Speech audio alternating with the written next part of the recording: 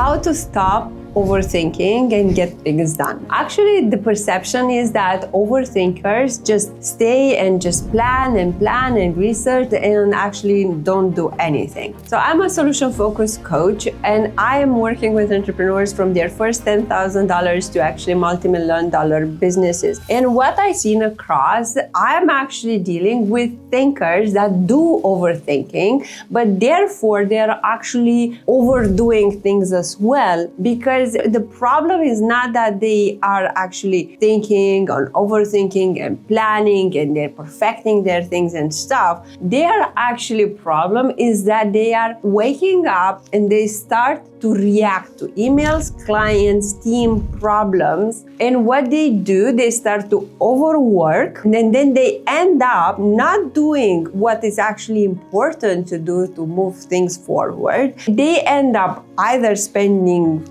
their nights, sacrificing their sleep. They don't take care of themselves. And guess what? Next morning, they wake up with a lower state, with not having the capacity, the emotion capacity, and the clarity of mind to deal with what is actually important and what is a priority. So they start reacting and doing things. Other thing is that if someone brings them a problem, they are such a fixers. If they somehow ask them a question, they will start doing that very thing. They cannot help but actually do the thing and fix the problem. And they also hold this belief because they are overthinking and they are thinking about everything that can go wrong. So therefore, they want to feel in control. So therefore, they will do the thing because they will know that they thought about it and they don't want other people to not do it in the proper way or the standard that they want to expect. Overthinkers are actually overdoing as well, but they are actually what we call busy work. It doesn't feel like it leads somewhere. They just can help themselves, but actually solve problems that others would be better if they will actually be able to take responsibility for them. And this is what this video is about. It's about that difference where you take an overthinker and you understand that you have to take a step back and decide what are your priorities, what is important for you to plan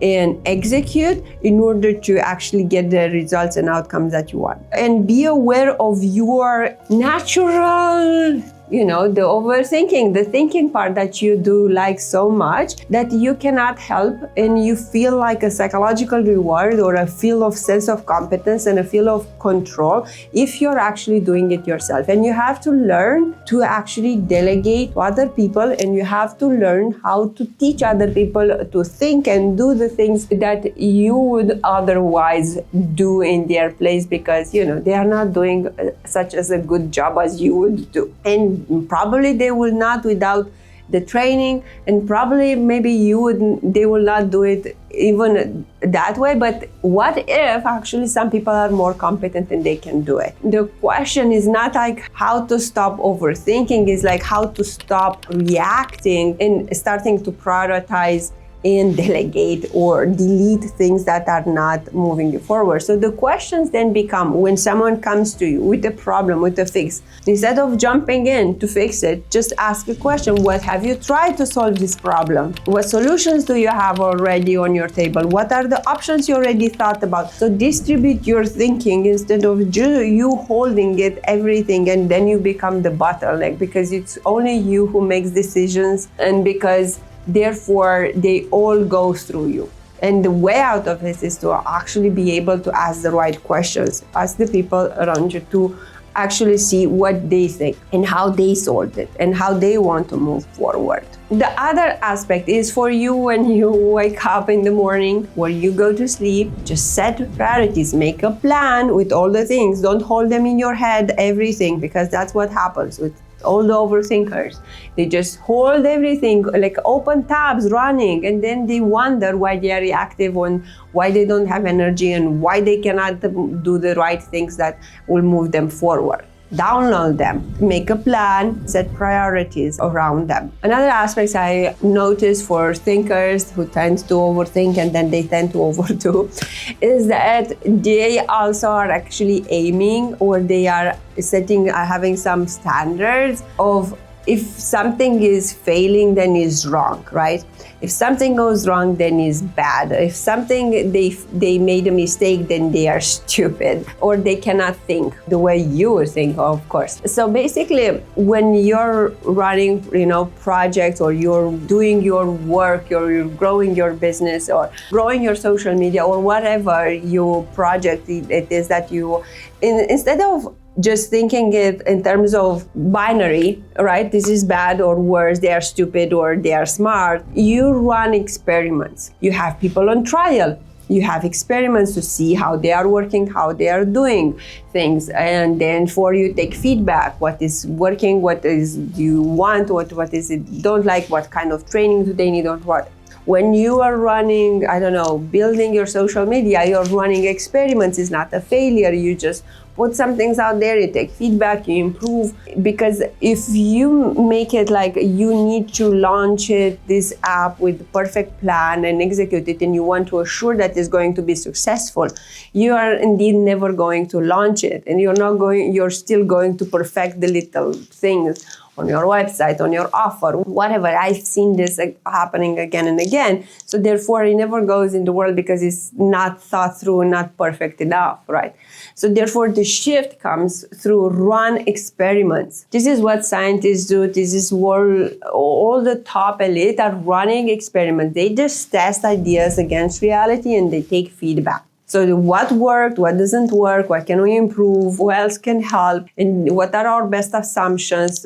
And therefore, you work with different questions instead of what if it's going to fail? Okay, so then what if it's going to fail? Then what are you going to do about it? What are the things that you are in your control that you can do?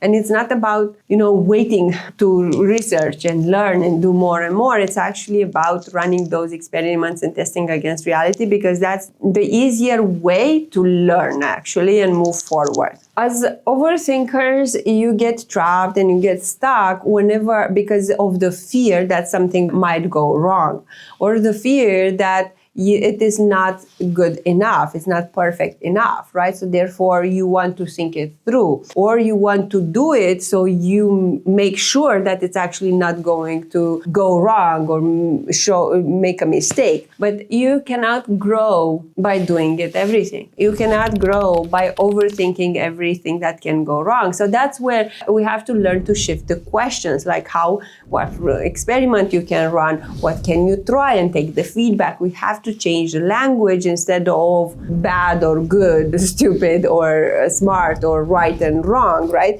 We have to see in terms of feedback and outcomes, and you give yourself permission that things can go wrong and it's okay, and you take the feedback on it. And you're learning, and it's not because it might feel for a lot of thinkers, it's a direct attack to their competence. So because they are workers and they work hard, thinkers work really hard and they think things through, when something goes wrong, feels a direct attack to their competence. They didn't think it through, they should have, and they didn't, right? So therefore, being aware of these patterns, it might actually help you. And the way to navigate further is to ask different kind of questions. What exactly do we want?